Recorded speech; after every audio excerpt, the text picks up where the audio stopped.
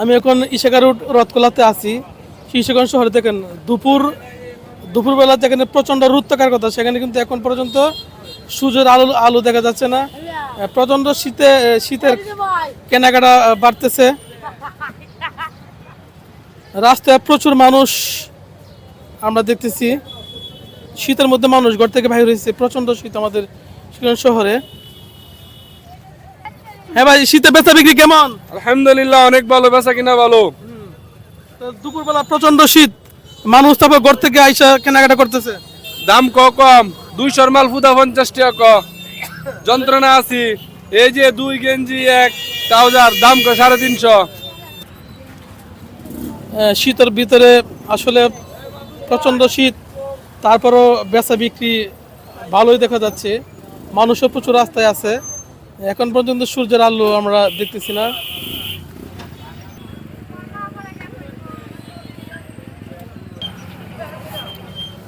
তবে দোকানগুলো থেকে মনে হচ্ছে যে ফুটপাতের বেচা বিক্রি বেশি।